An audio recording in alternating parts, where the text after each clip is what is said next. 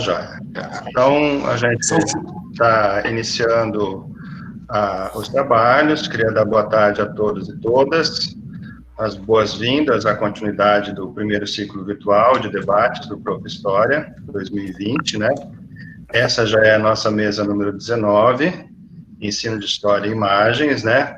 Antes da gente começar, acho que é importante a gente parabenizar e agradecer a organização, especialmente o professor Alexandre, o professor Renan, a professora Mônica, por esse evento.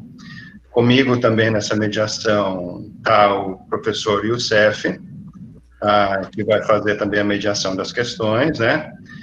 A nossa organização ficou assim, a gente vai ter 20 a 30 minutos para cada palestrante, né?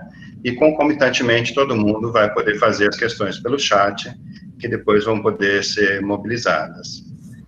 Bom, vou apresentar agora, então, a nossa primeira especialista, debatedora, a professora doutora Heloísa Selma Fernandes Capel, professora da Universidade Federal de Goiás, professora da pós-graduação em História, professora do mestrado em Ensino de História, da UFG também, coordena o grupo de estudos de História e Imagem, e, entre outros trabalhos, desenvolve o projeto Ensino de História e Imagens, uma análise a partir dos livros didáticos. Então, a gente passa a palavra para ela a partir de agora.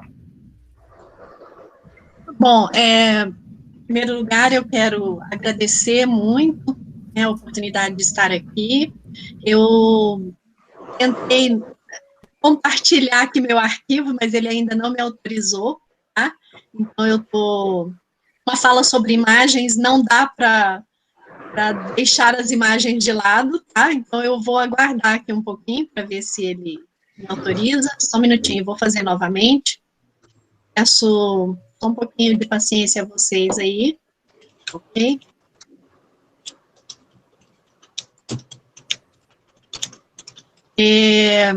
Quer que eu coloque por aqui, professora? Vamos aguardar um pouquinho para ver se ele... Tá.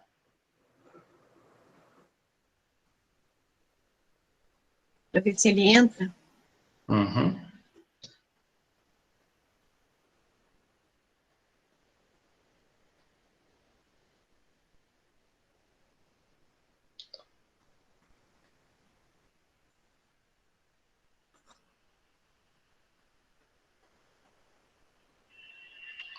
Nada. Vou tentar por aqui, então, tá? Ok. Então, está aparecendo aí, Heloísa está apresentando? Não, né? Ainda não. Ok. Vou cancelar o meu, então. Ok. Então, Entrou ficou o meu? melhor. Entrou o seu, tá? Tá. Uhum. Ok, beleza. São mistérios, não sei por que não aconteceu. Mas aí eu vou pedir desculpas, eu vou pedindo para você, Jean, para você ir passando os slides, ok? Tá então, em primeiro lugar, agradecer muito a oportunidade de estar aqui com vocês, né? Dizer que essa temática das imagens, ela é uma temática muito extensa. A potência das imagens do seu uso no ensino pode se desdobrar em muitas frentes, mas aqui, né, respeitando os limites do tempo e a finalidade do nosso encontro, nós organizamos a fala a partir de algumas questões norteadoras, e eu vou passar para vocês agora. Por favor, o segundo slide. Então, seriam essas as nossas questões. Existem princípios gerais de análise de imagens? Como analisar imagens nos livros didáticos? Como lidar com imagens em estudos de patrimônio? Então, eu vou tentar focar nas duas primeiras questões, né, dentro dos limites que nós temos, e a professora Antônia, né, quem eu agradeço muito, vai falar sobre como lidar com as imagens a partir de estudos de patrimônio, partindo da própria experiência dela, né? Muito bem, então, nós poderíamos dizer, de antemão, que nós vivemos em um mundo saturado. Ainda não mude os slides, por favor. Nós vivemos em um mundo saturado de imagens e nós podemos dar inúmeros exemplos que advêm do nosso cotidiano e do nosso dia a dia escolar, né? As imagens, elas estão nas redes sociais, elas nos chegam por diversos meios, né, pelos meios físicos, pelo celular, pela televisão, pelos livros didáticos. As imagens, elas nos instigam, elas nos provocam, elas nos inspiram, elas nos sugestionam. Em síntese, elas nos educam de alguma forma, né? Então, pensar a imagem é não apenas considerar que é possível refletir sobre as imagens, mas avaliar como as imagens nos fazem pensar. Porque, como diz o cineasta Jean-Luc Godard, a imagem é uma forma que pensa. Então, uma coisa que eu acho muito legal, um estudo que eu gosto muito, é do professor da Unicamp, do Etienne Saman, que trabalha com antropologia da imagem, e ele tem um livro muito bonito que se chama Como Pensam as Imagens. Ele vai fazer lá um inventário dos autores que trabalharam com imagens. E aí ele vai elencar alguns desses autores, dentre eles Freud, né, que vai trabalhar a imagem como status de documento e como objeto de sonho, o Walter Benjamin, né, que vai lidar com a imagem ao mesmo tempo como obra e passagem. Vamos ter também o cineasta, o Eisenstein, que vai trabalhar com as montagens, e um autor muito importante, né, embora seja aí um autor do entreséculo, mas muito lidado, muito trabalhado hoje, o historiador de arte, né, hamburguês, o Aby Warburg, né, que vai lidar com a imagem como um componente da ciência. Então, é muito bonito quando Etienne Saman diz que há um processo de fricção do sentido das imagens quando nós associamos as imagens. Isso é exatamente o que ocorre com as palavras numa frase verbal, ou mesmo com as notas musicais, quando elas juntas tocam e ressoam para formar uma frase musical. Então, as imagens fazem a mesma coisa. Então, nós podemos considerar que as imagens, elas são formas que veiculam pensamentos, e elas levam consigo algo do que representam, muito dos que a produziram, e ainda de todos aqueles que olham as imagens ao longo do tempo, é o que nós chamamos de recepção das imagens. Bom, mas aí eu pergunto, a imagem é só o que vemos? Será que nós podemos considerar que a imagem é uma reprodução do real? O historiador da arte contemporâneo, Jorge de Guilberman, ele tem uma instigante resposta para essas questões. Pode pôr o slide, por favor. Ele vai dizer o seguinte: pede-se muito pouco a imagem ao reduzi-la à aparência, mas exige-se muito da imagem quando nela se busca o real. Então, gente, a partir desses autores e de muitos outros, nós podemos considerar que toda imagem é importante para nós, historiadores, professores de história, que ela é, no mínimo, um arquivo de memórias e ela possui uma vida própria, por conter um poder de ideação, ou seja, um poder de suscitar pensamentos, especialmente quando essas imagens estão associadas. Bom, então, é estimulado as ideias que eu trago para vocês um pequeno exemplo do que podem as imagens. Para isso, eu trouxe uma imagem que vocês certamente já conhecem e devem ter visto em muitos livros, para que a gente possa fazer essa fala com um exercício, ok? Então, por favor, pode mostrar a imagem, né? A imagem é essa aí. E aí, o primeiro exercício é o que nós chamamos, o que os gregos chamam de exercício de ekfrases. Olhar para a imagem e tentar entender qual é a minha primeira impressão sobre essa imagem. Se eu fizesse esse exercício aqui com vocês, vocês certamente me diriam que estão vendo. Eu perguntaria a vocês, o que vocês estão vendo? Vocês estão vendo uma imagem na qual estão 4 personagens, 4 pessoas. Essas pessoas, elas formam um conjunto numa cena, num ambiente rústico. Essa é uma pintura, ela tem tons terrosos, né? É uma tela amarelada com esses tons terrosos, e essas figuras, elas parecem estar aí entre 3 gerações. Nós temos, desse lado aqui direito, né, nós temos um homem branco, temos aqui do lado esquerdo uma mulher negra que olha para os céus e que, né, ergue os braços nesse gesto, olhando para os céus, e aqui ao meio nós temos uma figura de transição, não é nem branca, nem negra, que carrega no colo, essa mulher carrega no colo uma criança branca. Muito bem. Então, pode passar a imagem, né? Então, Vocês iriam falar muitos detalhes, né? Mas aí é que depois que vocês falassem esses detalhes, eu ia contar para vocês que essa imagem se chama Redenção de Cã. Ela é uma imagem de Modesto Brocos, que é um professor da Escola Nacional de Belas Artes no século XIX. Então, ele ganha um prêmio com essa imagem, ele é um autor, um pintor espanhol, que se radicou no Brasil e que foi professor da escola. Muito bem, por que Redenção de Cã? Aí nós vamos ver. Porque essa história, ela se refere a Cã. Quem é Cã? Cã é um dos filhos de Noé. Né? Nós sabemos que Noé, pelas histórias bíblicas, ele teve 3 filhos, Sem, Jafé e Cã. Esses filhos são muito importantes porque eles vão povoar a terra. Cã é um filho que foi amaldiçoado por Noé. Por qual razão? Ele foi amaldiçoado porque um dia depois do dilúvio, Noé se embebedou, perdeu a consciência e não teria visto esse ato, o fato de Noé estar inconsciente em função da bebida. Então ele chamou os irmãos para ver aquilo. E quando Noé ficou sóbrio, Noé ficou bastante contrariado com o filho e o amaldiçoou. Aí, passando o slide, por favor, nós vamos encontrar no jornal Gazeta de Notícias uma parte, que é uma parte, uma crítica feita por um homem chamado Fantasio, que eu conto para vocês aí, que é o Olavo Bilac, o poeta parnasiano Olavo Bilac, em que ele vai dizer o seguinte: olha, realmente, olha o que o Brocos fez com essa obra, né? Noé amaldiçoou Cã, mas ele resolveu redimir Cã. Por que é que ele vai redimir Cã? Pode passar, por favor?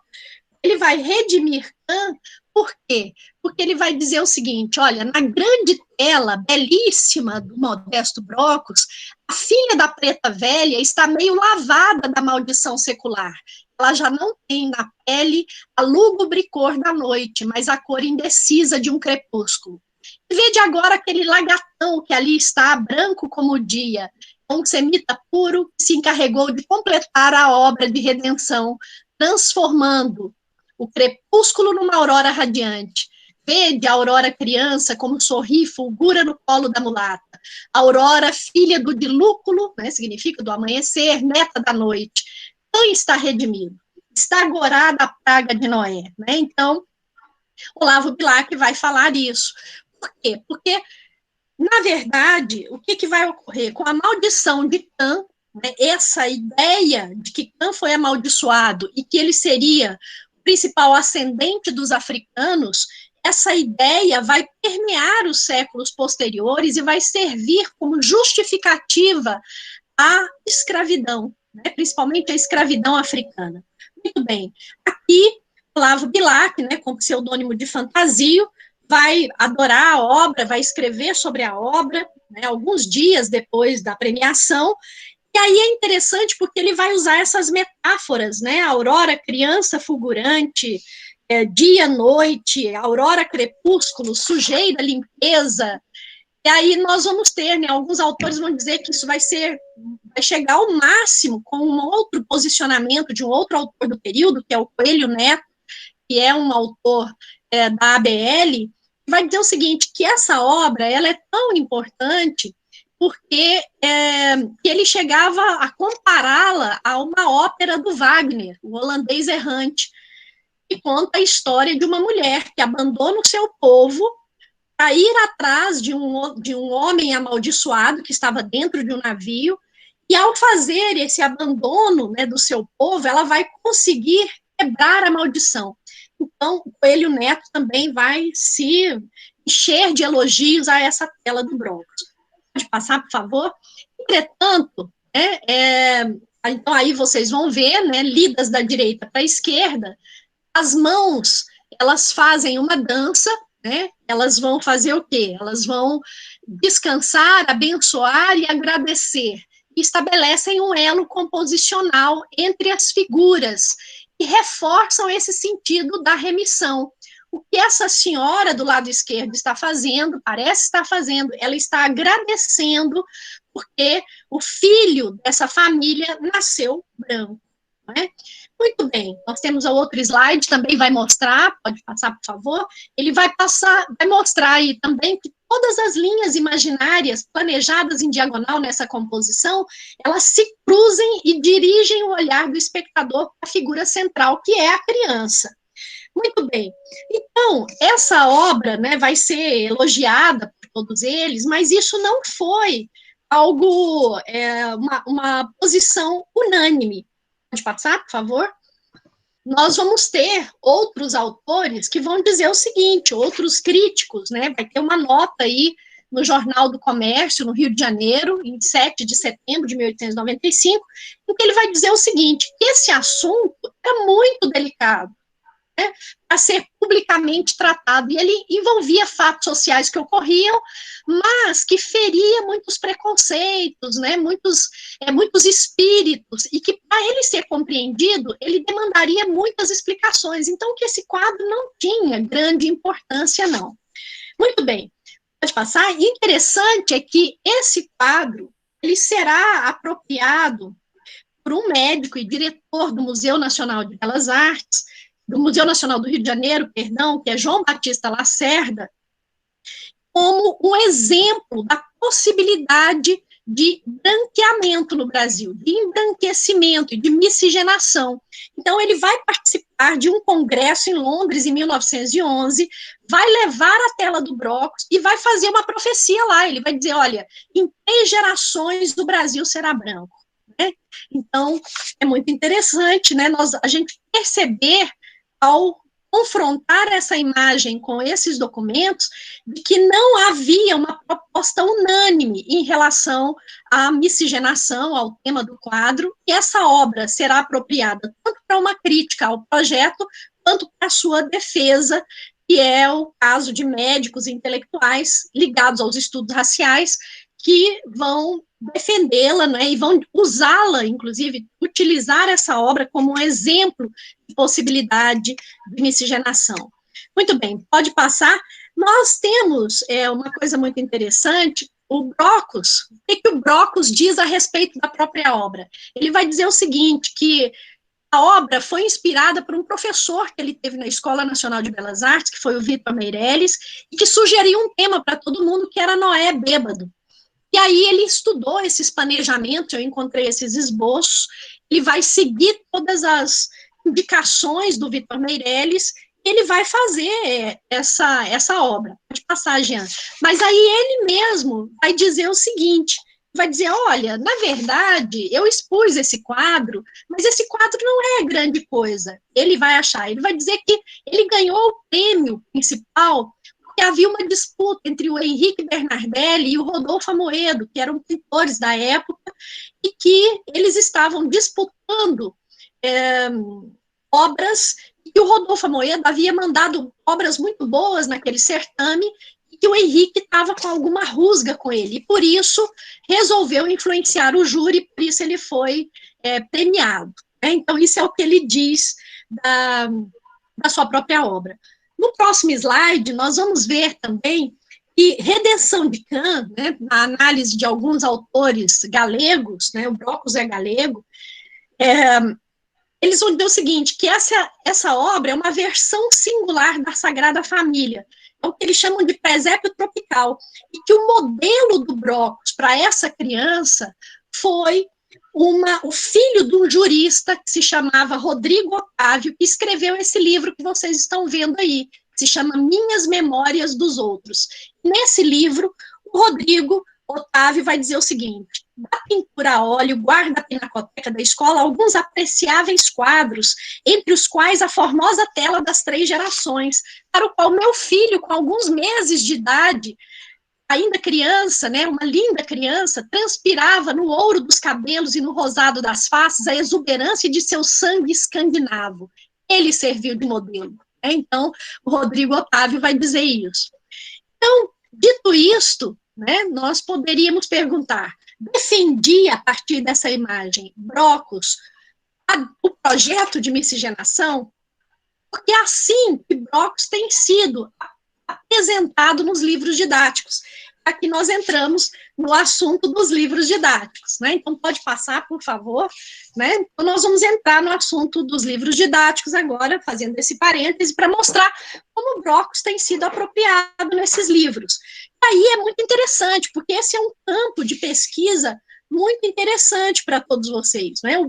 Entender o livro didático como um fenômeno visual que comunica além do seu conteúdo visual e escrito. Então, é importante a gente observar o conteúdo gráfico editorial, a combinação das massas verbais, para usar uma expressão do Bakhtin, compreender os arranjos visuais e cognitivos, além dos elementos tipográficos que vão contribuir para a legibilidade visual de um livro. Determinadas letras são mais apropriadas para a aprendizagem do que outras. Então, é preciso mostrar destacar as montagens visuais do livro, a sua subdivisão em textos associados com boxes, resumo, imagens, e entender o próprio texto como imagem, né? Então, aí nós vamos ver que, possivelmente, a partir da Lei 10.639, livros didáticos vão passar a explorar essa imagem, redenção de Kant. Antes não, né? Brockes é recentemente que se fazem pesquisas sobre ele. Mas, enfim, a partir dessa lei, né, e do esforço em se entender a história da África, a questão do preconceito, a questão do racismo, o Brockes vai ser muito utilizado. Então, para isso, né, eu trouxe 2 exemplos para vocês, pode passar o primeiro. No primeiro deles, nós temos aí um caderno de atividades. Bom, naquele anterior que eu mostrei, vocês viram que a imagem redenção de Kant, ela é recortada e colocada no próprio sumário do livro, né? Qual seria a importância dela. Na segunda, pode mostrar, por favor, o caderno de atividades para o professor do livro A Cor da Cultura, no ano de 2006, a imagem, ela vai aparecer no canto esquerdo da página e vai estar associada a um texto. Isso é muito interessante, porque nós ocidentais, nós lemos da esquerda para a direita. Então, segundo estudos de design, esse é o lugar de ouro da imagem, dentro de uma página. Por quê? Porque ele vai fazer com que, quando você abrir essa página, esse vai ser o primeiro lugar que você vai ver. Então, essa página ela é muito dinâmica, as frases não são muito longas, a diversidade de atividades em tipos de diferentes tamanhos vai criar uma facilidade de leitura, vai fazer com que a leitura do aluno seja mais rápida. Embora, nesse material aí, o texto vai tentar explicar, né, a ideia de que o Brockes pintou a esperança de branqueamento, ele vai propor que os alunos façam esse exercício, olhar a obra e dizer o que estão pensando sobre a obra, né? Um exercício que a gente chama de ekphrases. Muito bem, mas aí só depois ele vai avançar sobre esse significado. Então, a imagem, ela está sob o título Ancestralidade e Memória Iconográfica, ela propõe uma experiência com a ancestralidade negra e com a memória iconográfica, sempre atentos ao próprio preconceito, como diz o livro. Então, embora a tela do Brockes seja um mote para discutir essa mestiçagem, a ideia da defesa do branqueamento, ela vai ser apresentada pelo texto como uma apropriação à tela do João Batista Lacerda, que eu mostrei anteriormente. É um detalhe, mas que vai fazer toda a diferença, né, para a gente tentar responder a essa pergunta, se Brockes realmente defendia o projeto de mestiçagem. Então, essa imagem é uma imagem na qual sua organização na página, né, faz com que ela tenha um lugar privilegiado, diferente, muito diferente da outra imagem que nós vamos mostrar agora. Vejam só, por favor, que é a imagem que aparece no ano seguinte, em 2007, no livro Ensino Fundamental de 9 anos, o livro História do Projeto Araribá, que alguns devem conhecer. Então, nessa tela, Redenção de Kant é uma imagem no canto esquerdo, ao final da página. Não há nenhum protagonismo da imagem nessa página, e ela é associada ao tema dos imigrantes no Brasil, como vocês podem ver como título. Muito bem, a posição da imagem na página é contrária ao que o clássico livro Edição e Design, que é um livro da década de 70, usado até hoje pelos designers, vai recomendar para os destaques, argumentando que a página do livro é uma página curva, como vocês estão vendo aqui, ó, e que quando nós folheamos o livro, as imagens que devem estar em destaque devem ficar nesse canto direito e não aqui. Então, esse é um lugar menor de qualquer elemento que estiver colocado nesse ponto da página. Então, nesse caso, redenção de Cã está no lugar desvalorizado e ainda está associada a uma outra imagem, que é uma imagem aqui em cima, que não sei se está dando para vocês verem, mas que é uma família também, só que de imigrantes japoneses. E essa combinação de imagens, né, vai ser muito interessante, porque essas imagens, elas aparecem aqui para reforçar o texto, né? E, principalmente, Redenção de Cã, reforçando o texto, ela não tem um protagonismo, embora ela esteja lá dando o seu recado. Muito bem. Então, elas aparecem aqui como reforço ilustrativo. E esse paralelismo, se nós formos estudar gestos nessas imagens, nós vamos perceber que o pai da imagem de cima, esse imigrante japonês, ele aponta para o futuro, enquanto que o pai da imagem do Brocos tem as mãos pousadas sobre os joelhos. Então, esse pai homenageado na obra dos imigrantes, né, ele acredita no futuro. E o pai sertanejo do Brocos parece oscilar entre o orgulho e a incredulidade, né? Ou seja, uma falta de crença de que aquilo realmente poderia acontecer. Então, esse é o caso típico de que as imagens estão em um status inferior ao texto, mas consideradas como agentes, elas podem ser pensadas como elementos dinâmicos que possuem uma linguagem e um sentido próprios. Sob essa perspectiva, a gente pode dizer que, a rigor, nenhuma imagem é ilustrativa. Todas elas vão cumprir um papel, né, no local onde elas estão. Muito bem, então, já partindo para uma conclusão, tá? Eu queria dizer, nós poderíamos perguntar, então, né, defendia Brocos, né, o projeto da miscigenação?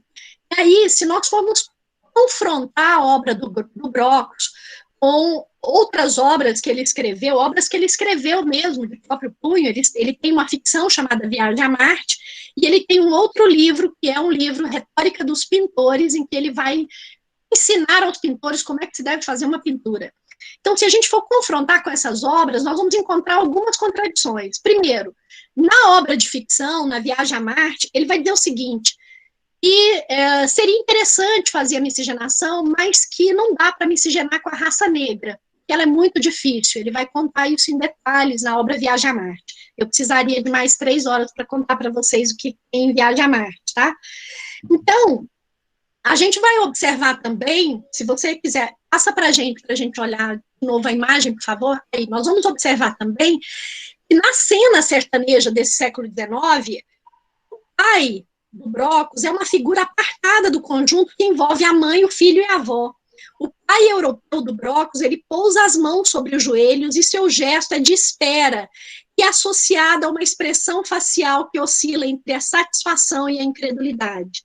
Eu tenho um artigo que eu escrevi que se chama Entre o Riso e o Desprezo, em que eu vou fazer essa análise de uma forma mais completa. Mas é importante a gente observar que essa tela também, além de toda essa gestualidade paterna, essa tela ela foi feita em tons terrosos e amarelados, que eram tons que o Brocos, que estava ligado a uma tradição satírica, que é as primeiras obras que ele faz ilustração no jornal satírico chamado Mequetrefe, eram cores que se deveria usar para tons que denotassem ironia, né? Tons que denotassem um certo riso, mas é um riso das chamadas sátiras menipeias, né? É um riso um riso sério, né? Então, é um riso constrangido. Muito bem. Então, diante desses indícios e vários outros, né, que não dá tempo de falar, o Brocos não parece ter sido um defensor do embranquecimento, como muita gente está falando aí nos livros didáticos, né, e como a gente tem visto nessa apropriação desde quando ele fez a obra. Embora essa tenha sido a conjuntura que emoldura a cena. Nós sabemos que a Sociedade Eugênica do Brasil vai ser feita no entreséculo, né, nós sabemos de todo esse período, e esse tipo de defesa será feito por alguns grupos. Mas isso não parece ter sido a opção do Brocos. A opção dele parece ter sido uma opção anedótica para um tema que ainda era tabu. ao mesmo tempo, ele usa, e eu já estou terminando, né, a tradição bíblica para montar sua obra. Ele vai, essa cena, ela contém elementos que aludem à história de Jesus, fixado como um menino que segura uma laranja, certo? Que é o círculo de expressão do seu domínio sobre o mundo. O menino do Brockes também segura um círculo, que é uma laranja. A mãe se porta e se veste como uma Madonna negra, né, da tradição, e a palmeira e o portal de madeira são sugestivas manifestações dos palmeiros peregrinos e o eixo vertical da cruz de Cristo, que é um eixo de madeira. Todo o movimento da obra é feito no sentido horário, né, composto por essas mãos que vão abençoar, dar graças e que são completadas pela folha de palmeira e que vão desembocar no ambiente escuro. Que ambiente é esse? Esse ambiente nos evoca a imagem, né, a ideia do túmulo vazio, que é aquela passagem, né, em que se chega no túmulo de Jesus e lá só se encontram os panos, né, do seu corpo, porque ele havia ressuscitado. Então, enquanto Cristo ressurge nessa ideia, né, se redime pelo branqueamento proporcionado por essa miscigenação. Então, a gente pode dizer, né, que o Brockes, ele interpretou isso de uma forma muito pessoal, pode passar, por favor, mas ele vai, se nós buscarmos outras imagens do período e tentarmos entender o que o Brockes viu para fazer essa imagem, a gente vai perceber que ele vai evocar essa tradição, que é a tradição da pintura de castas, que é um gênero de pintura que vai se desenvolver no México e no Peru do século XVIII, que vai pintar famílias, tá certo? Bom, então, é uma tradição profana, né, que o Brockes vai revestir de uma certa sacralidade com um tom de subversão que era próprio dele, que era satírico, que era republicano, que era afeito, muito pouco afeito às tradições cristãs interpretadas de uma forma literal. Então, em resumo, amaldiçoado seria redimido pelo processo de mestiçagem, a gente pode dizer isso, olhando essa obra. O que me parece, né, confrontando todos esses documentos, é que o artista mais apresentava essa temática à discussão do que aderia a essa posição sem ressalvas, né? Então, ele muito mais apresentava para ser discutida essa posição do que aderia a essa posição. Então, essa é a minha suspeita. Então, a partir desse última tela, tá? Nossa, a partir desse pequeno exercício, a gente poderia tentar, né, um ensaio, um esboço, por favor, não existem receitas prontas para se analisar imagens, nós temos que pensar as imagens em situação, em sua individualidade, mas de uma maneira geral, a gente poderia dizer, primeiro, se deve observar, fazer uma observação inicial e tentar pedir aos alunos para que escrevam sobre isso. Então, observar, diferente do que se faz em alguns museus, né? Se coloca uma obra e a explicação da obra num texto escrito. Se eu faço isso, eu impeço os alunos de olharem para a obra.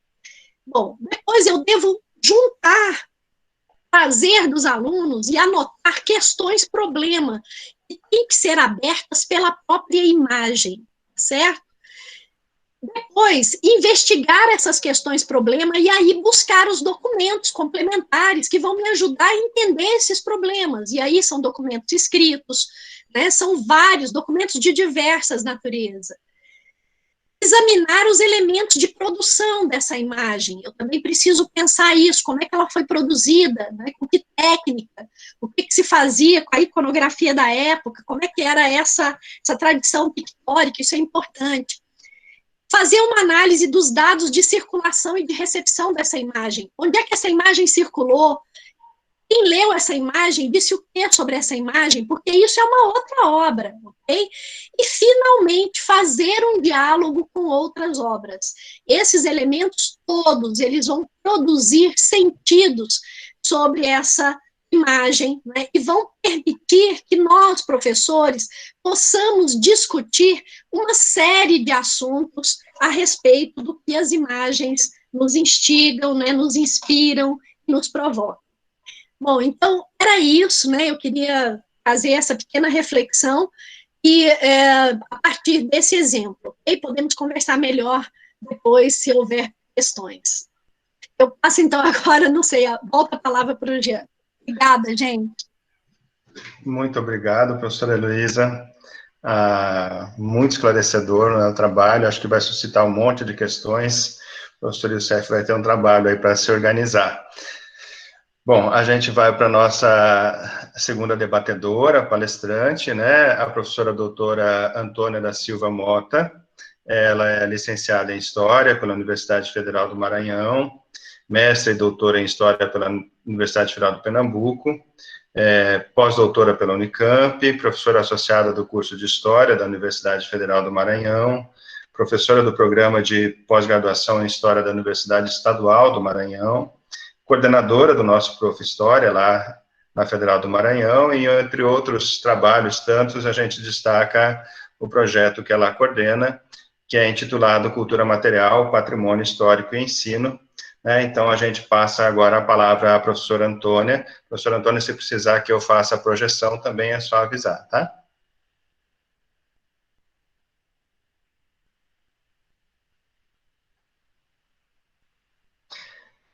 Professora, tem que ligar o microfone daí.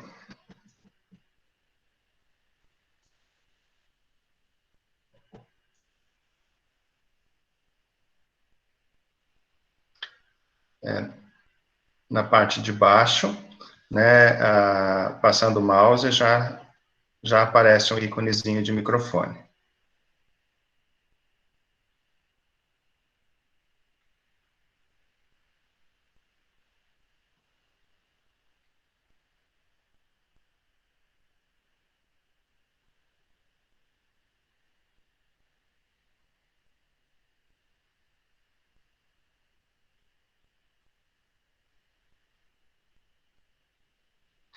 Professora Antônia?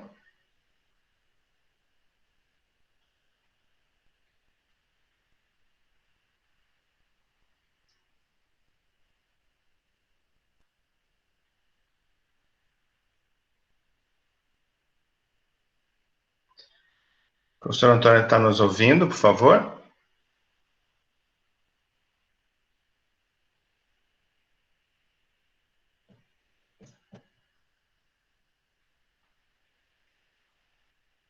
Gente, deu um problema aqui, tive que ligar o celular, é o jeito. Estão ouvindo agora? Sim. Estão ouvindo? Sim. Agora sim? Sim. Eu tive que ligar o celular, que deu um problema, travou tudo. Pode ser assim? Sem problema, tranquilo, professora. Então, eu peço desculpas por esse problema técnico, né? Eu não sou uma pessoa muito acostumada com tecnologia e de repente eu não estou conseguindo destravar o meu microfone. Mas eu vou tentar fazer pelo celular. Eu queria dizer que eu agradeço o convite de Heloísa, que é uma amiga, agradeço aos organizadores, né? Vocês estão me ouvindo, não estão? Sim. Então, eu queria dizer que eu gostei muito do trabalho de Heloísa, achei a análise muito interessante, vi o quanto que se pode chegar analisando as imagens. Mas, assim, no meu caso, eu utilizo as imagens como uma fonte, né, como uma estratégia para atrair a atenção do público, né? No caso, quase por acaso eu comecei a utilizar imagens. Então, lecionando a disciplina de Maranhão colonial, eu percebi que quando eu utilizava imagens do patrimônio, do nosso patrimônio histórico, né? Eu moro em São Luís do Maranhão, é uma cidade que é tombada como patrimônio da humanidade pela Unesco. Então, eu percebi que quando eu mostrava imagens, aquilo chamava muita atenção do aluno. Aí eu comecei a utilizar mapas, fotografias, gravuras da cidade, né? Então, a cidade de São Luís, ela sempre foi retratada, uma cidade litorânea, nós temos imagens desde o século XVII, Franz Post, na época da invasão, da vinda dos holandeses para o Maranhão, que durou muito pouco, mas eles fizeram as primeiras imagens da área portuária. Então, e também uma planta da cidade. Então, nós vamos começar a ter esses retratos da cidade. Aí, no século XIX, nós temos gravuras de Richini, que é um Giuseppe Richini, que é um italiano que passou por aqui, em 1862. Ele vai pintar a cidade, vários espaços da cidade, principalmente a área portuária, que é hoje tombada, né, uma área que é o centro histórico de São Luís, né? E aí, no final do século XIX, começam a aparecer as primeiras fotografias. E aí é sempre aquelas fotografias sobre o palácio, a Câmara, a Catedral, né? E que hoje foi a área que foi recuperada, né? O porto, né? Então, aí vem o grande álbum no início do século XIX, em 1908, teve uma exposição no Rio de Janeiro, em que foram expostas 102 fotografias da cidade de São Luís, e também várias do interior, do continente, de cidades, né? Então, as cidades, elas são muito objeto de retratação, né? E é com essas imagens da cidade que eu começo a direcionar meus estudos para os estudos de patrimônio, né? Então, é uma forma de você sensibilizar os alunos, de você mostrar a mudança histórica, né? Então, por exemplo, nós temos uma imagem, não sei se o professor Jean podia passar, a primeira imagem é de São Luís, não sei se ele poderia passar, tem umas imagens da cidade. Então, tem uma imagem que é do Tesouro Público, é uma imagem do final do século XIX, que mostra um grande prédio e atrás a maré batendo uma cidade portuária, né? A maré batendo. Hoje em dia, os alunos passam nesse espaço completamente modificado, porque foi aterrado, né? Então, a partir daí, eles ficam muito surpresos com essa fotografia, e a partir daí você faz um trabalho de sensibilização, né? Então,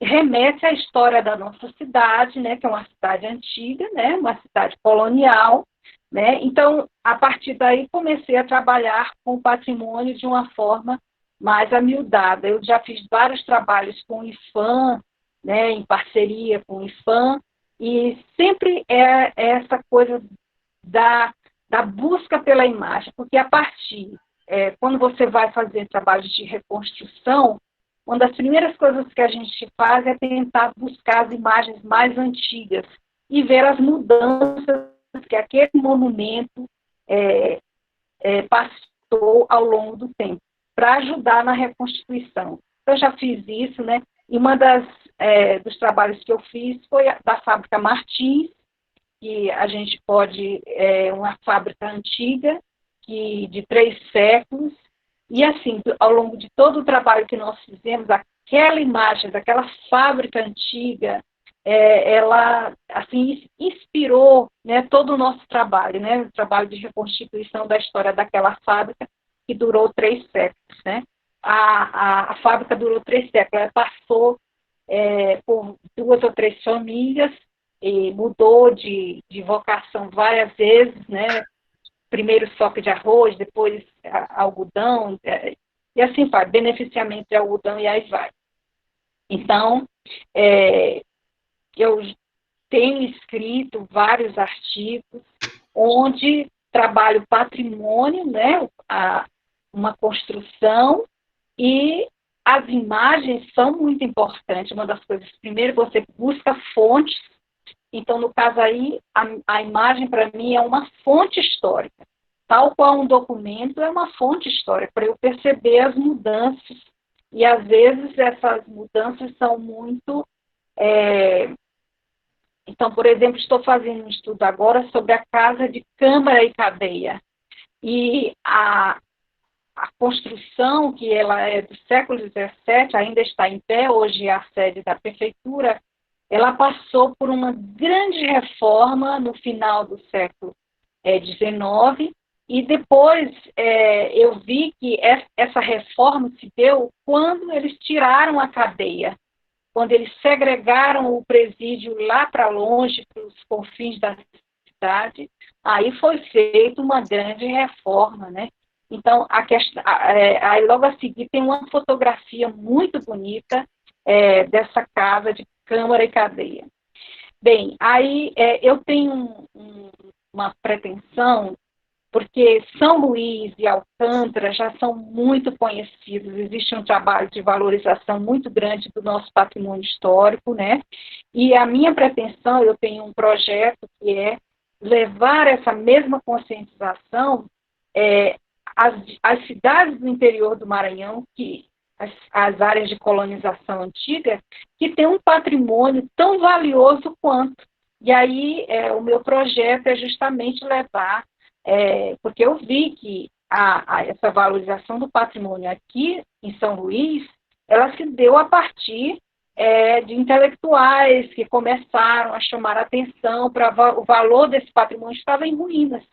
E a minha intenção é levar essa conscientização, esse trabalho de valorização para as escolas, que os professores comecem a fotografar, né, e mostrar a seus alunos, sensibilizá-los da importância de preservação do patrimônio, porque quando você vai ao interior, você vê casas seculares, às vezes com 2 séculos, a prefeitura não faz nada, não existe nenhum projeto de valorização.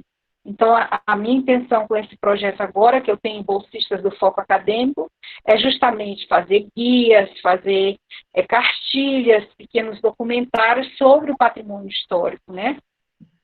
Finalmente, eu queria dizer que eu concordo com Heloísa em dizer que as imagens não são negras. Se você olha de São Luís, você percebe claramente que as ruas... Aí eu coloquei no slide uma rua da periferia.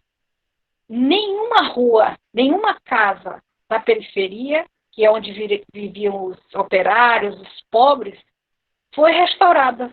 Nós não temos, em São Luís, você só recuperou os casarões, os prédios, o palácio, né? Então, de certa forma, existe um apagamento dessa história, né? Da história que é a maioria, né? Da casa dos pobres, da casa dos operários, né? Então, se você for fazer uma análise, você vai ver que o álbum de 1908, ele mostra uma cidade que não era a cidade real. Justamente ele só fotografou as ruas que tinham calçamento. As ruas que não tinham calçamento, e era a maioria, não foram fotografadas. Ele fotografou muito cedo para não aparece quase pessoas, não há pessoas. Porque você vai ver uma cidade negra, uma cidade onde a escravização africana foi muito forte, muito intensa, e que até hoje é uma marca da cidade, né? Pode ser visto, né, essa questão da herança escravista nessas cidades coloniais, né? Então, tudo isso foi apagado, de certa forma, porque ele escolheu as horas em que não havia pessoas para serem fotografadas, apareciam os prédios, né? Então, ele fotografou as ruas melhores, as que a maioria não foi fotografada, né? Então, eu concordo com a Heloísa quando ela diz que a imagem ela não é neutra, ela retrata, ela tem uma intenção, né? Ela passa uma intenção. Bom, é mais ou menos isso que minha contribuição. Obrigada, viu? Desculpe o... Imagina. A gente que agradece, professora Antônia.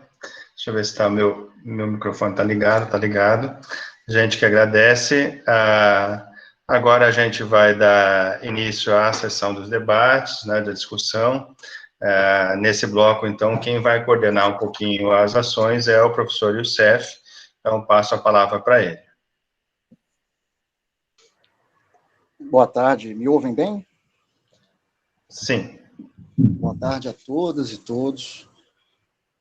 Obrigado pela oportunidade, Jean, obrigado ao Prof. História, a professora Heloísa, a professora Antônia, pela generosidade de dividir com a gente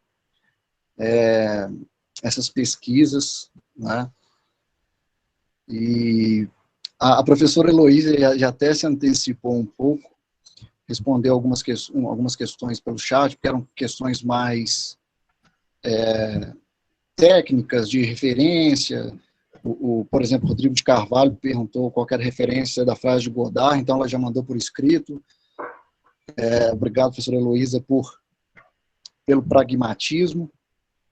Queria cumprimentar alguns colegas aqui, cumprimentar todos, mas em nome de algumas colegas que eu vi aqui, que são colegas queridas que a gente já dividiu algumas vezes, algumas mesas em congresso, a professora Leila Bianchi, a professora Cristina Meneghello. É uma forma nova de nos encontrarmos, né? Mas vamos ter que nos acostumar com isso, né? Em um momento como esse de ataques ao nosso ofício, como pesquisadores, como professores, como historiadores, a gente se reinventa e dá um jeito de tentar sobreviver nessa pandemia de vírus e pandemia de autocracia, de autoritarismo, de violência. Resistamos todos nós, né? A professora Heloísa é uma referência nas pesquisas sobre imagem, sobre o Didier Huberman. Sim, lembrei muito do trabalho dele ao ouvi-la, ainda que ela não tenha citado a todo tempo, porque ela usou outras referências, mas o Diante da Imagem, né, quando ele abre o livro falando de uma imagem do Fra Angélico, a história da arte não é muito, eu não tenho muita intimidade com ela, então eu tenho que correr atrás e poder ouvir a professora Heloísa é sempre enriquecedor. A professora Heloísa, que além de uma amiga querida, é minha colega da UFG e dividimos uma sala na UFG. Eu sou um privilegiado. Portanto, você é muito suspeito. Sou não. Sou não. Professora Heloísa, o Paulo Roberto colocou um comentário, não foi nem uma pergunta não, mas que eu achei interessante, e eu queria que você nos ajudasse a refletir sobre. Eu adoro usar imagens, já que tenho alunos surdos, mas sempre considerei a abordagem falha, pois nunca consigo associar a sua produção artística e história ao debate historiográfico mais atual. E falou que a Redenção de Kant é um exemplo. Além dele, vai anotando aí que eu vou fazer uma rodada com 3, tá, professora? Tudo bem. A outra é um comentário, é uma pergunta, na verdade, da Carla Fernanda, que é a seguinte: vocês falam da fotografia e pinturas, né? E aí é uma pergunta para as duas, e eu já peço para a professora Antônia também anotar, por gentileza. Vocês falam de fotografia e pinturas. Como posso analisar outros tipos de imagem, como charge e desenhos? E a terceira pergunta, voltada para a professora Heloísa, é a seguinte: professor, você diz que as imagens educam, mas leituras equivocadas dessas imagens, como as que você apontou, que não levam em consideração o seu contexto de produção e as reais intenções dos autores, podem ocasionar um processo de deseducação? Que problemas o mau uso das imagens pode ocasionar para o processo educativo? Então, eu passo essas 3 primeiras perguntas e depois a gente retoma, professora. Ok, então vamos lá. A primeira, o Paulo Roberto, ele fala dos surdos, né, e diz que ele não consegue, embora ele goste de usar imagens, ele não consegue acessar a produção historiográfica mais atual. Bom, eu diria para você, Paulo Roberto, que não se preocupasse muito com isso a princípio, porque o Didier Berman, que eu, de fato, gosto muito, já fizemos um seminário muito interessante sobre ele, com vários pesquisadores, e foi muito interessante. Mas o Didier Berman, ele diz uma coisa, né? Ele diz assim, você tem que começar da imagem. Então, não seja só um externalista, que busque o contexto histórico e tenta enquadrar a sua imagem naquele contexto. O Didier Berman, ele vai ser muito revolucionário e vai provocar um certo desconforto na história da arte, porque ele vai dissociar o contexto da obra, não é? Daquela história da arte tradicional. E aí uma coisa que ele vai dizer para a gente é isso, você precisa começar abrindo as imagens. Então, se você quer trabalhar a redenção de Cã, eu falei algumas coisas aqui muito rapidamente, atrapalhadamente, em função do tempo que eu estava preocupada, mas, enfim, você tem que começar com o exercício de ecfrase sobre essa imagem. Comece vindo aos seus alunos para que, num olhar primeiro, tragam elementos dessa imagem. E aí eles vão se sentir instigados. Então, eles vão olhar, mas o que é isso? Né? Redenção de Cã, o que é Cã? E a partir daí, como eu disse lá no último slide, você vai arrancando, problematizando, abrindo as imagens, para usar uma expressão do Didier Berman, para que você possa ir formando essa teia de sentidos, né, e de potência que a imagem traz. Quanto à redenção de Cã, né, claro que isso tem que ser feito por imagem, não dá para a gente generalizar nada desse campo, mas você tem muito pouca coisa escrita. Nós temos análises rápidas, feitas em alguns livros de história da arte, ou livros didáticos, e temos uma dissertação de mestrado, que é da professora Tatiana Lotierzo, que foi orientada pela Lilian Schwartz. Então, é o que nós temos sobre redenção de Cã. Eu pretendo escrever sobre isso, já comecei, inclusive, eu pesquiso o Brock já há alguns anos, consegui uma coincidência muito grande, a família do Brock mora em Goiânia, eu descobri que eles estão em Goiânia, e eles me receberam, eu consegui novos esboços, inclusive, de estudos de redenção de Cã, e vou escrever sobre isso, mas há muito pouca coisa sobre isso. Okay? Então, não fique preocupado com isso. E aí, eu acho que isso me leva à segunda questão, né? Que alguém pergunta, como usar charges e desenhos? Então, da mesma maneira, você vai usar uma charge, parta da charge, ok? Então, olhe a charge. O que a charge está te dizendo? Né? E aí, você vai confrontar esses documentos a partir das questões que estão sendo suscitadas pela imagem, você vai confrontar esse documento visual com outros documentos, que sejam escritos e também visuais. Isso vale para charges, isso vale para os desenhos. O Didier Berman, já que você falou, agora vai ter que me aguentar falando sobre o Didier Berman, tem um outro trabalho que eu gosto muito, que é o Imagens Apesar de Tudo. No Imagens Apesar de Tudo, aí a gente volta, Rodrigo, para o Godard, ele vai ser muito criticado, porque ele vai usar 4 imagens para falar da Shoah. E aí ele vai ser muito criticado por isso. Eles vão dizer, mas como? É um absurdo, como teria sido a Shoah, né? O Holocausto e tudo mais, né? Eles usam o termo Shoah, que acham politicamente mais correto. Como é que um cara pode querer explicar o Holocausto, a Shoah, para apenas 4 imagens? E aí o Didi Huberman vai escrever esse livro, que é belíssimo, que se chama Imagens Apesar de Tudo, que ele vai explicar que uma imagem não fala sozinha.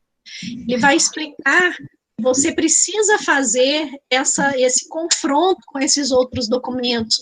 Ele vai falar da potência da montagem. Ele vai falar muito do Eisenstein, vai falar muito, e vai falar, ele vai dar como exemplo o Godard, no Histoire do Cinema, né? Ele vai analisar fotogramas desse filme para mostrar, olha, sabe o que o Godard faz nesse filme?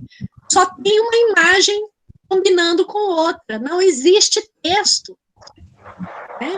Então, ele vai dizer que o Godard reconhece essa potência. E aí ele vai concluir, né? Ele vai falar, tudo bem, não dá para se falar tudo da Shoah, mas nós devemos falar sobre a Shoah a partir dessas imagens, né? Por uma série de questões que não dá para falar, que ficaria muito comprido. Enfim, e aí, por último, essas imagens podem deseducar? Sim, claro, né? Óbvio que sim. Então, o que é importante é não naturalizar a imagem, e nem achar que uma imagem está ali apenas para ilustrar um texto. Não, a sua potência está lá, ela está falando com você. Então, é importante abrir essa imagem, entender as questões que essa imagem está trazendo para você, e fazer esse confronto com outras imagens, né? Tentando entender também como é que essa imagem foi recebida. Nós temos um autor, né, o Gadamer, ao falar na ontologia da obra de arte, ele fala que uma obra de arte, ela só existe com a sua recepção, ela é feita para ser vista. Então, eu preciso entender também como é que essas imagens são percebidas. E aí, essa percepção, ela vai mudar conforme o grupo, conforme o tempo. Aí, cabe a nós, historiadores, tentar entender quais são essas correlações, né, como é que ficam essas relações todas, e essa teia, que vai nos ajudar a problematizar aquele elemento visual. Ok? É mais ou menos isso. Excelente. Eu vou passar agora para a professora Antônia, tá, para fazer as perguntas para ela, e depois eu volto para você, professora Heloísa, porque tem várias perguntas. Além de tudo... Ai, Jesus! Há muitas congratulações a ambas as professoras aqui, são várias. Depois eu peço que vocês leiam no chat. Professora Antônia, obrigado pela sua exposição, assim como agradecer a professora Heloísa, muito enriquecedora. Eu tenho muitas anotações aqui. A Marta Dantas, ela perguntou, depois pediu para que a senhora passasse as referências dos artigos citados,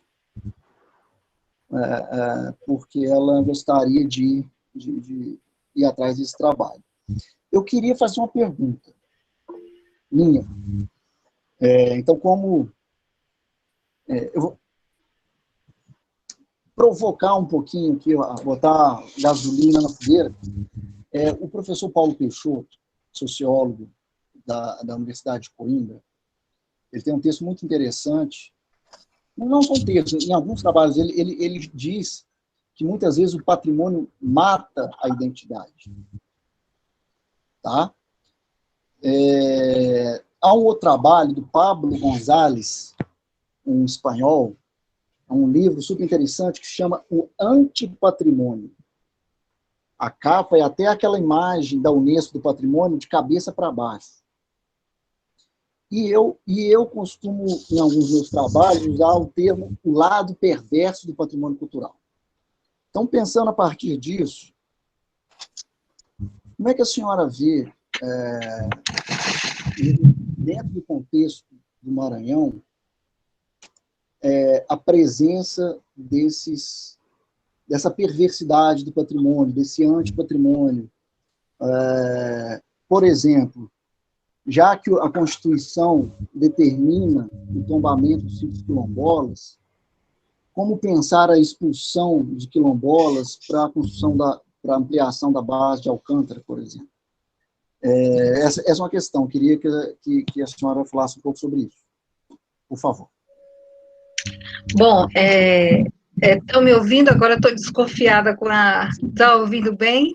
Tá Certo. tranquilo, professor. Então, você tem toda a razão, e a gente pode comprovar isso, esses autores também têm razão, que realmente, se você não tem cuidado, o patrimônio, né, a reconstituição do patrimônio histórico, né, do patrimônio, que, da forma como é produzida, ela mata a identidade. Eu vou citar um exemplo. Quando foi feita a revitalização do Centro Histórico de São Luís, com vistas para o turismo, para atrair turismo, foi reconstruído a área portuária. Nessa área portuária viviam os estivadores, os carregadores, aquelas pessoas comuns do porto antigo, né, da área, carregadores, né, essas pessoas tiveram que sair. Tiveram, não, elas foram expulsas, né? E toda a reconstituição, ela foi feita em cima dos prédios das elites, né?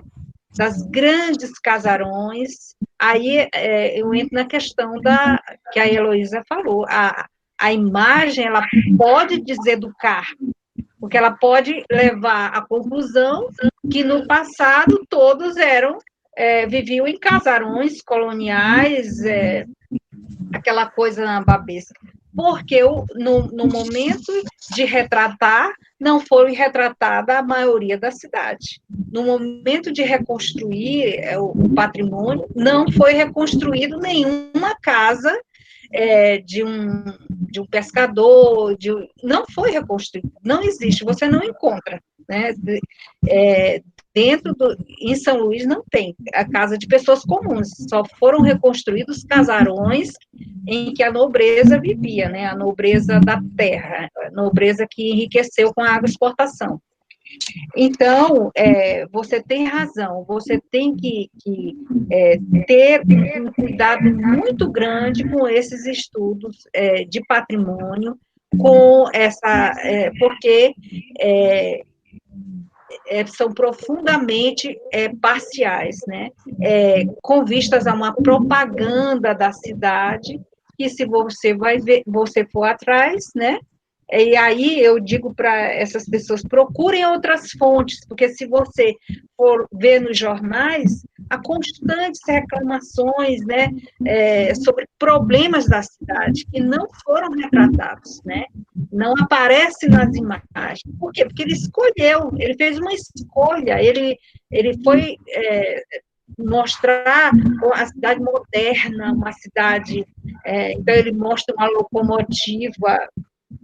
Existia uma locomotiva, mas, assim, essa intenção, então, essa coisa de fazer a propaganda, de ter isso a gente confere nas imagens, então, preciso muito cuidado e trabalhar isso com os alunos, né, porque elas não são o real, elas são uma visão de mundo das pessoas que pagaram pelas fotografias, né, que estão retratando naquele momento. É mais ou menos isso. As referências, elas podem encontrar no meu Lattes, né, lá estão as referências, os trabalhos que eu fiz, trabalhando com o patrimônio histórico aqui do Maranhão. Obrigado, professora. Eu esqueci de fazer a terceira pergunta, antes de passar para a professora Heloísa. O Lucas Ferreira Rodrigues pergunta se existe arte preconceituosa e como interpretar a reação popular de derrubar estátuas e patrimônios culturais. O que isso ensina e pode ensinar para outras pessoas?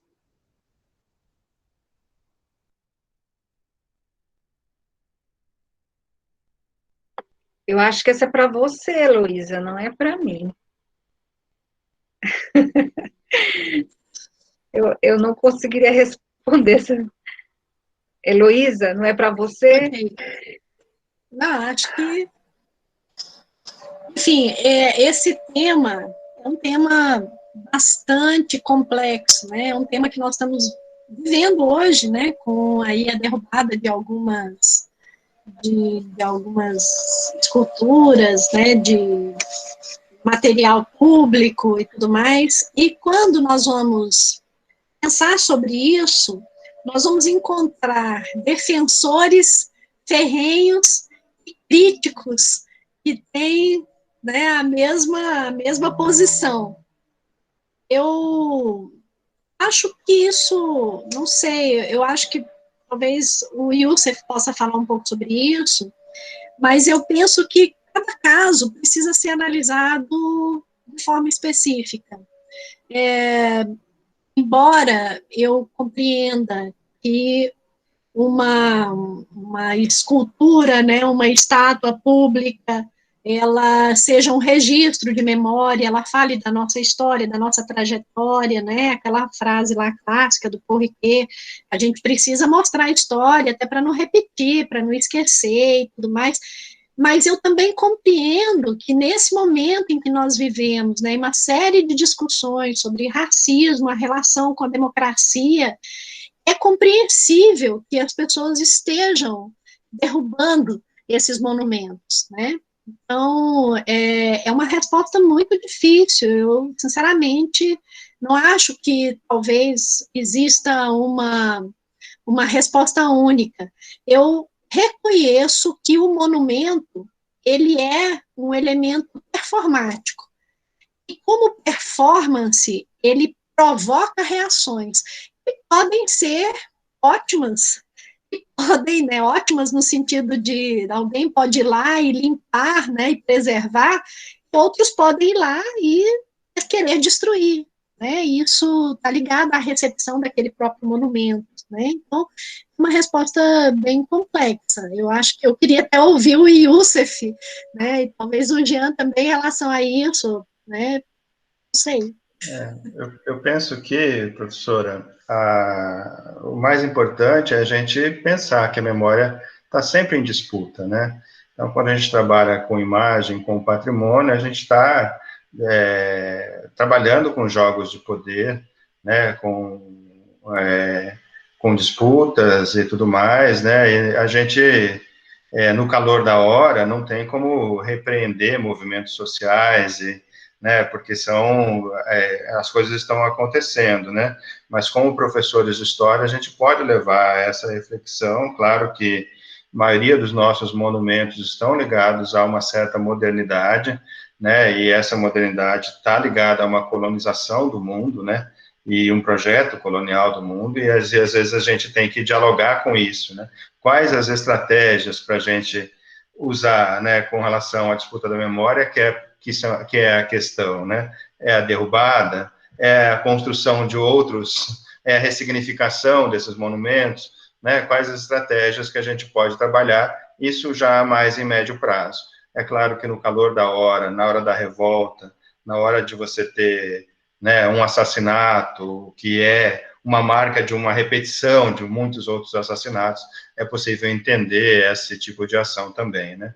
Mas como educadores também, a gente tem que colocar em discussão, né, essa questão, né, da memória em disputa e o que significa cada patrimônio, ou cada estátua, cada representação, né, qual é o seu significado e que outros significados a gente pode atribuir ou reconstruir a partir disso, né? Mas acho que o professor Youssef tem muito mais reflexão do que eu sobre isso. Não, tenho não. Eu achei perfeita a sua colocação, já. Para não tomar muito tempo aqui, porque existem algumas outras questões mais pertinentes à mesa, eu acho que a gente tem que pensar qual que é a função do patrimônio. O patrimônio, ele necessariamente está mergulhado em conflitos, disputas, e quando surgem essas disputas de memória e alguns lugares de memória envolvem essas disputas, o patrimônio vai ser protagonista, né? E o patrimônio tem ressonância. Se um grupo quer que as suas reivindicações ganhem ressonância, eles não vão atacar uma edificação qualquer, eles vão atacar o patrimônio, né? O Palácio Tiradentes, no Rio de Janeiro, vive pichado, não só por ser patrimônio, mas por ser a casa da Assembleia Legislativa, né? Então, o patrimônio tem as suas ressonâncias para as reivindicações também. Agora, concordando com a Heloísa, a gente tem que pensar cada caso, né?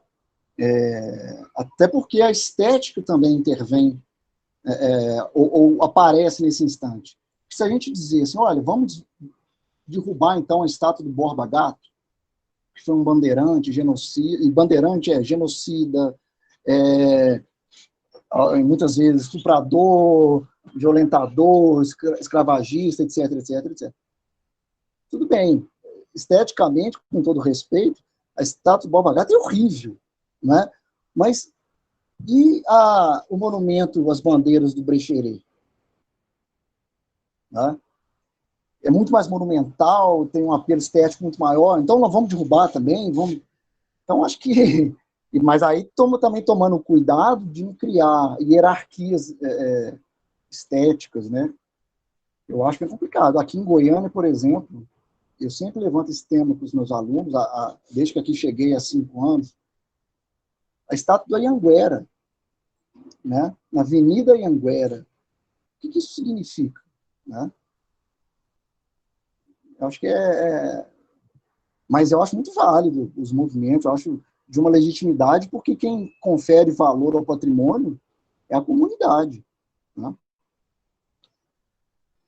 Então, eu vou retomar aqui algumas questões, porque são várias. Eu peço para a professora Heloísa que anote que tem 3 questões dirigidas mais a ela, mais a tema dela.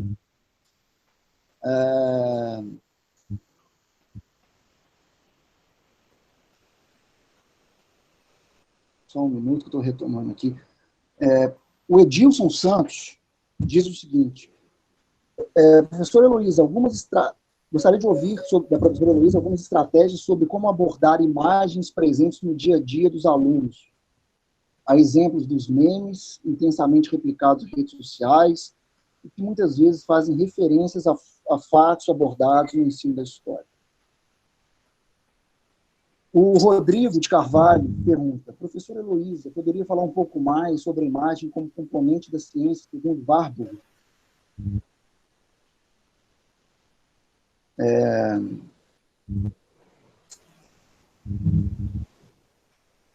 Tem algumas outras questões que tocam o mesmo assunto, como o Giovanni, não, desculpa, a Kelly, ela fala também dos memes, então já está inserido na primeira pergunta. E, para fechar, Felipe Muniz, como posso trabalhar os silenciamentos presentes nas imagens? Como pensar as ausências nas narrativas imagéticas? Ok, então vamos lá. Bom, eu acho que vocês têm um universo de imagens para trabalhar, não é, gente? Não só imagens que já foram produzidas, mas imagens que os próprios alunos podem produzir, fazendo um exercício autorreflexivo de como é essa produção. Muito interessante, nós estamos aí num debate sobre fake news, né? E a maioria das fake news foi nos passada por imagens, por memes no WhatsApp. Isso fez com que, né, uma eleição fosse favorecida, influenciada. Então, é muito importante. Eu me lembro quando começaram os movimentos, aqueles primeiros movimentos, aquelas manifestações de rua, eu fiquei louca ao ver os cartazes, porque aqueles cartazes produzidos por aquela massa popular, eles davam inúmeras possibilidades de trabalho, né? Quais são as reivindicações, como é que eu articulo dentro dessas imagens a imagem e o contexto, né? Em que contexto isso foi feito. Depois nós vimos, né, o que aconteceram com as manifestações, como é que elas foram apropriadas por determinados grupos, né? E aí dá para a gente discutir política, dá para discutir a questão do aparelhamento dessa massa, dá para discutir a falta de uma pauta para essa massa, tudo a partir de cartazes, aqueles cartazes que as pessoas faziam em casa e levaram para as manifestações e colocaram nas mãos de pessoas de várias idades, né, crianças, jovens e tudo mais. Os memes, então, meu Deus, há um universo, e os alunos costumam gostar muito de trabalhar com isso, porque ali o princípio é o mesmo. O que eu vou observar no meme? Como é que esse meme foi construído? Quais foram as cores? Qual é o tema escolhido? Quais as questões que esse meme vai me suscitar, quais as questões que vão me suscitar, né, a partir desse primeiro olhar sobre o meme? Como é que eu vou articular imagem e texto nesse meme? Normalmente ele tem também. Aí entra a questão do uso também do riso, né, que é um outro universo imenso, que eu também posso explorar, né, fazer isso ridicularizando as pessoas, ironizando as pessoas, né, nos memes. Então é preciso fazer uma articulação com as questões do riso, a teoria do riso, tem muita coisa para se fazer nesse aspecto, né. Alguém perguntou aí também, Youssef, sobre, não sei se você ia falar sobre a questão dos quadrinhos. E aí, voltando, né, falando um pouco nesse contexto, a questão dos quadrinhos, da mesma maneira, só que nós não podemos esquecer que o quadrinho, assim como o meme, né, e outros meios, ele é multimeio, né, porque ele é, ao mesmo tempo, desenho, ele é texto, ele tem uma sequência em movimento. Então, ele é uma imagem em movimento, né? Para o Didi Huberman, toda imagem é uma imagem em movimento. Quando eu começo a abrir essa imagem, eu começo a perceber esse movimento dessas imagens. Aí vamos para o Warburg, né? O Warburg, o Didi Huberman, que nós estamos falando tanto aqui, é warburgiano. Porque o Warburg é um intelectual que desafiou a sua própria sanidade para pensar uma biblioteca e um atlas só baseado em imagens. E até hoje, os pesquisadores estão tentando decifrar, né? Então, se vocês procurarem na internet, vocês vão encontrar diversos artigos discutindo 3 pranchas do Warburg para trabalhar questões diversas. O mais interessante é que ele não escreveu nada, mas ele achou que friccionando 2 imagens, ele produzia um sentido. Então, imaginem o que eu posso fazer dentro de uma sala de aula. Eu nem falei aqui do cinema, né, gente? Qualquer aluno nosso, pelo celular, produz um pequeno vídeo. Né? Nós temos aí na escola, eu sou professora de estágio, e na escola em que eu dou estágio, nós temos lá um projeto de cinema, que funciona muito bem, inclusive eu sou sempre convidada para ser do júri, e eles produzem coisas sensacionais. Isso é importante, não só porque eles vão lidar com a tecnologia e tudo mais, mas porque eles vão entender os mecanismos de construção daquele objeto. Isso é interessante, quer dizer, como é que ele construiu, qual foi a intencionalidade dele, com que meios, por que ele usou tal cor e não outra, por que ele vai usar uma sequência e não outra. Então, é importante que nessa discussão todos esses elementos sejam refletidos com os alunos. E aí a gente vai poder entender o que está na imagem e o que não está na imagem. Né? Você citou o Diante da Imagem, ao início do livro, ele vai falar exatamente sobre o branco no quadro. Né? Então, é a reflexão sobre o silêncio que não está ali, e é tão eloquente quanto aquilo que está escrito.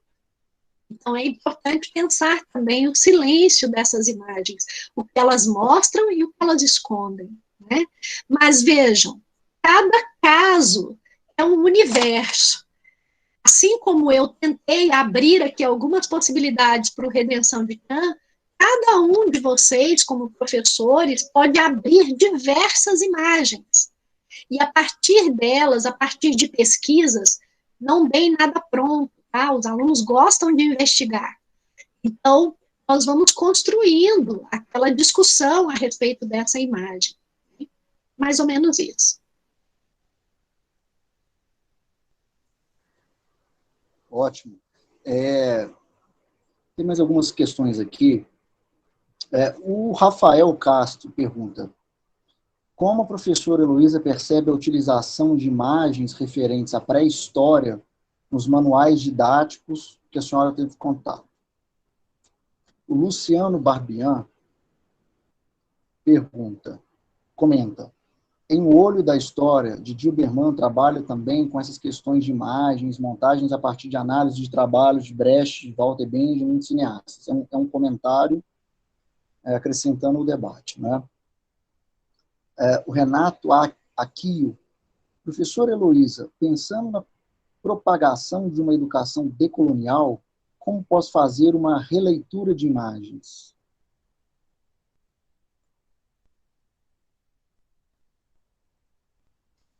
Posso falar?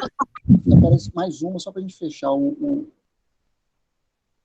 Oswaldo Almeida: quais os desafios e as possibilidades de trabalharmos o uso das imagens como método de ensino de história, tendo em vista que as formações de graduação não abarcam no seu currículo o estudo da arte e imagens de modo geral? Ok. Bom, muito bem. Sobre a pré-história, né? Eu não sei, eu nunca pensei sobre isso. Até se depois você quiser desenvolver um pouco mais a sua inquietação, eu acho que nós podemos pensar sobre isso. Mas esse universo da pré-história é um universo essencialmente da arqueologia, né?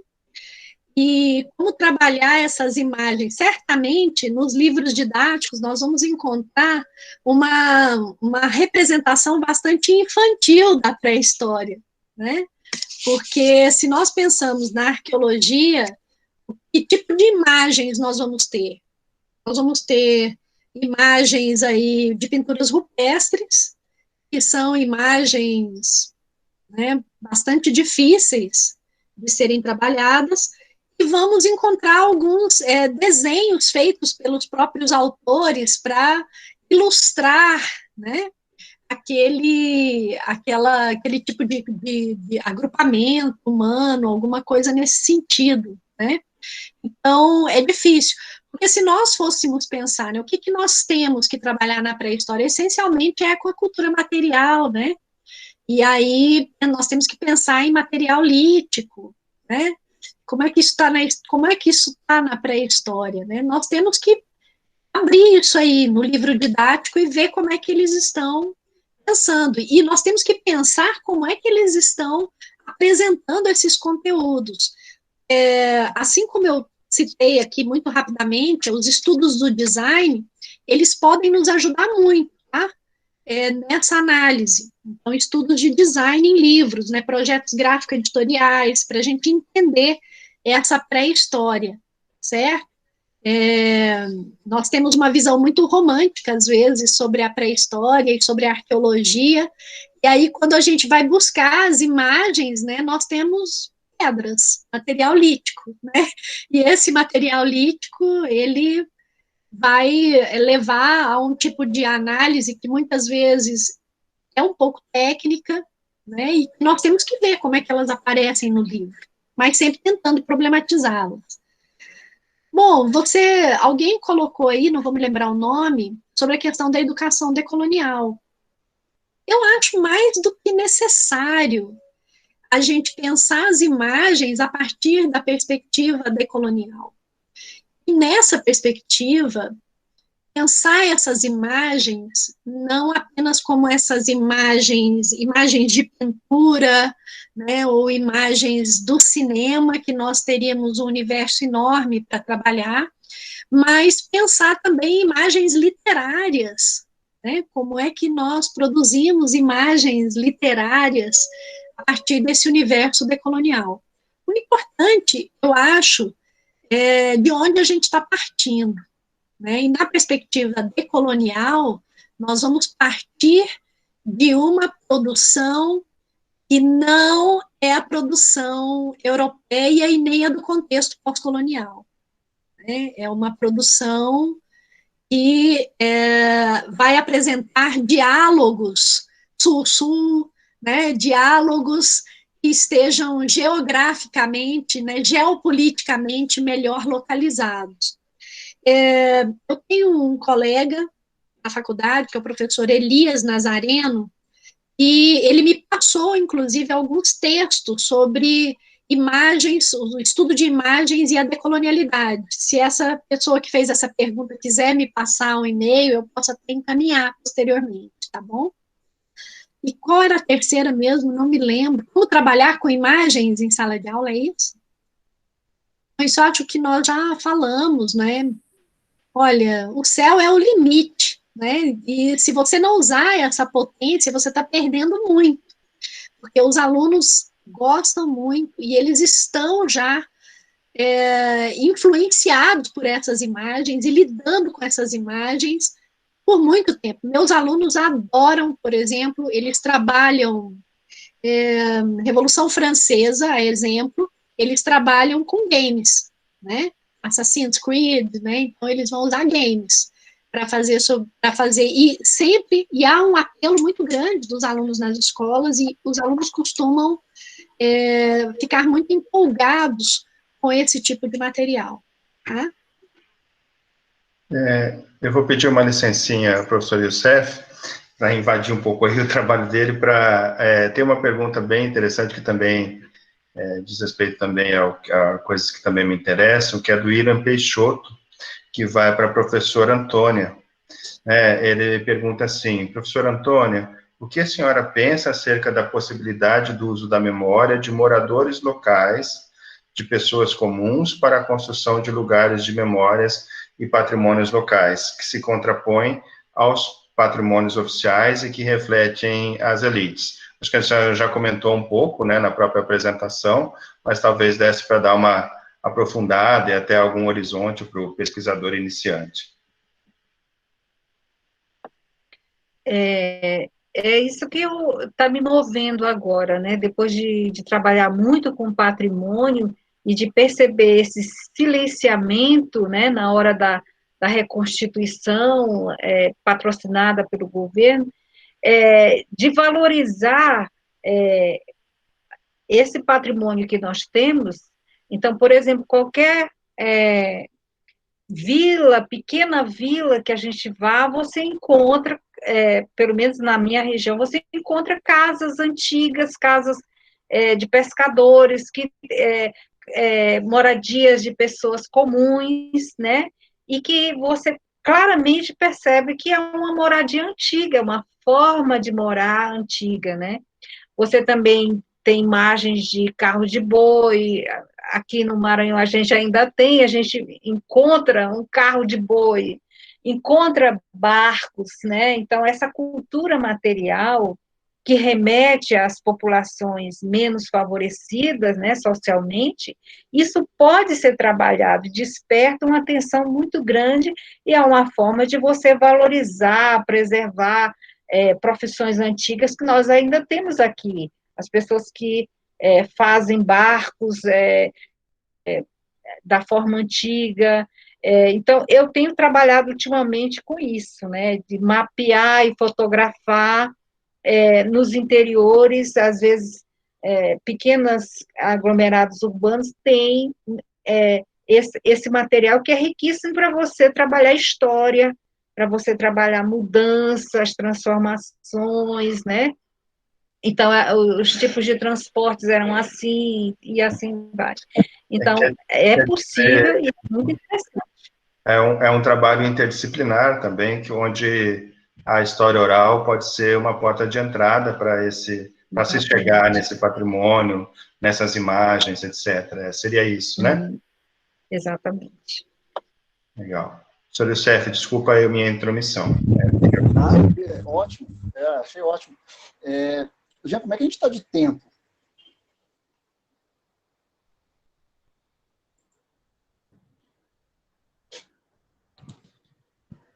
Eu não te ouvi. Microfone.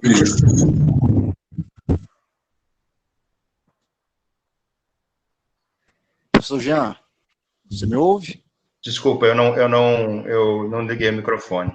Na verdade, o nosso tempo está esgotado, mas eu pedi, antes da gente começar, ao professor Alexandre, se a gente poderia esticar um pouquinho mais, então acho que a gente pode fazer mais uma rodada de questões significativas, né, e depois encerrar. Pode ser assim? Claro. Pode ser assim, professoras? Eu havia separado essa questão do William Peixoto para a professora Antônia, mas ela já foi falada, né? Eu queria, então, fazer uma última questão. Professora Heloísa, o Renato Aquio e a Rani Alves já colocaram aqui os e-mails deles para que você possa, Djalma também, encaminhar esses textos de decolonialidade. Tem outras, a Eliane também pediu, a Andresa, a Vanesca, a professora Leila Bianchi parabeniza as professoras e lembra que há uma outra mesa hoje às 19 horas. Sim. A Lilian também pede para que envie. Então, eu gostaria de fazer uma pergunta para a professora Heloísa, então, para encerrar. Eu já fiz uma, professora Antônia. Professora Heloísa, a Regine Robin, ela fala ela descreve como o Didi Uberman foi muito criticado no uso das imagens numa exposição, né?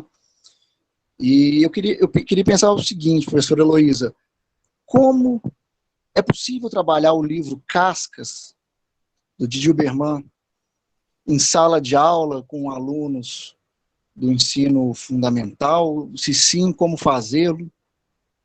É só uma provocação. E, então, deixa a palavra com você. Ok. Bom, o Didi Uberman vai incomodar muito, né, os historiadores da arte por fazer jogar uma bomba na história da arte tradicional, que associa a arte ao contexto histórico, amarrando isso ao contexto histórico, porque ele vai trabalhar com a perspectiva de que essa imagem, ela pode ficar no subterrâneo de alguns povos e depois emergir. Isso não necessariamente tem a ver com uma perspectiva que seja uma perspectiva cronológica. Ele vai ser criticado por isso, né, por uma certa defesa da perspectiva do anacronismo, e ele vai ser criticado também pela possibilidade que ele mostra, a partir de algumas imagens, poucas, de tratar uma série de questões extremamente complexas, né, como é o caso daquelas 4 imagens que eu falei para vocês, que são as imagens que estão no Imagens Apesar de Tudo. No trabalho Cascas, ele vai produzir imagens também, né? Então, ele vai chegar num campo de concentração e, ao mesmo tempo, ao fazer aquela viagem, ele que é judeu, né, teve a família afetada, né, durante todo esse processo, ele vai produzir imagens sobre isso.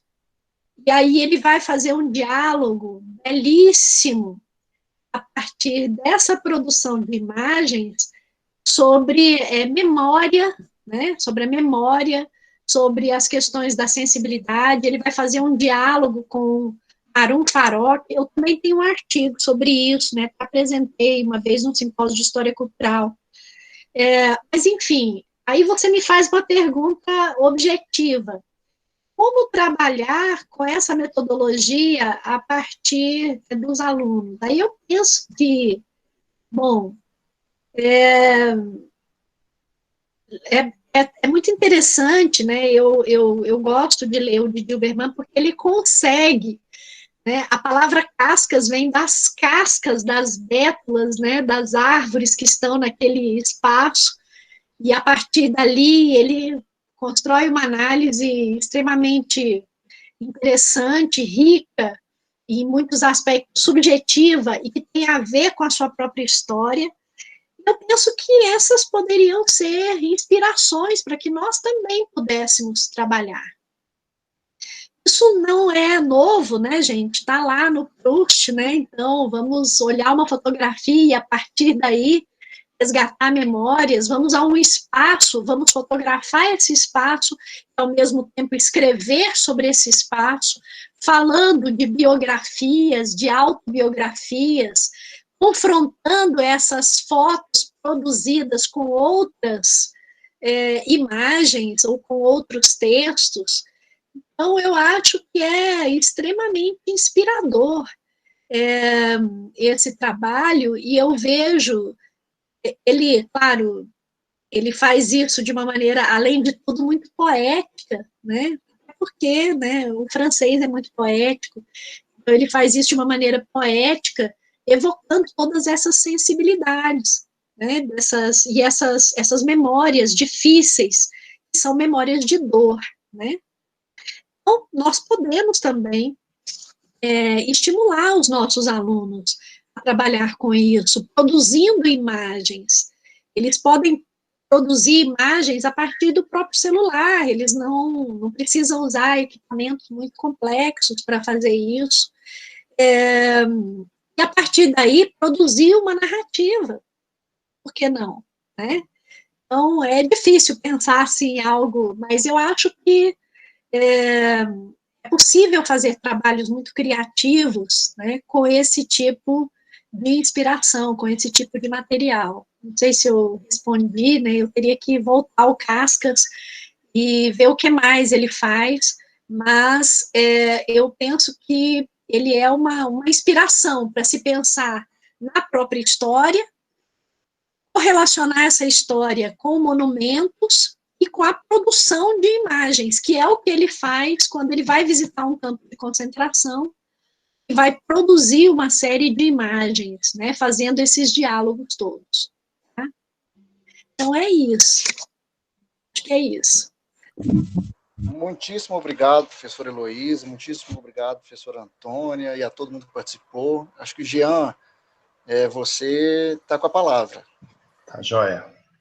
Bom, diante de tanto aprendizado, né, é triste a gente ter que parar, a vontade é continuar ouvindo muito mais, né, mas infelizmente a gente tem que encerrar também, porque há um tempo de gravação, e esse bate-papo vai ficar disponível depois, né, gravado, né, na página do evento, tá? Então, eu queria agradecer novamente à coordenação por congregar nacionalmente, né, uma comunidade de pesquisa, isso é muito importante, né, nossos alunos, nossos estudantes do Prof. História, pesquisadores, conhecerem perspectivas nacionalmente, e para nós mesmos, que somos professores também, né.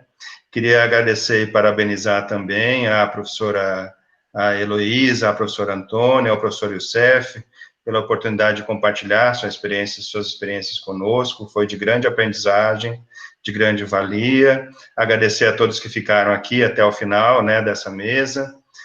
Pedir desculpas porque a gente não consegue atender a todas as demandas, a todas as perguntas, mas como vai ficar gravado, depois vocês podem consultar e também endereçar as professoras, eu sei que elas têm pouco tempo, mas conseguir também dialogar um pouco diretamente com elas, né? Avisar que o evento continua, tem mais 2 mesas ainda, uma delas daqui a pouco, que eu acho que é um tema correlato sobre patrimônio histórico, e por fim, desejar uma boa continuidade na luta pelo ensino e pela aprendizagem da história, né, muita saúde física, muita saúde mental a todos, né, um grande abraço para todo mundo, e muito obrigado mais uma vez. Até a próxima. Obrigada. Tchau, tchau. Eu que Obrigada, agradeço. gente. Tchau. Muito obrigada por tudo, viu? Obrigada ao Jean, Youssef, Antônio. Um grande beijo para você. Obrigada a vocês pelas perguntas, aos colegas, né? Todos que estão aqui. Tá? E a gente vai se vendo, né? Vamos resistindo, sobrevivendo a tudo isso que nós estamos vivendo. Né? Obrigada, gente. Um abraço.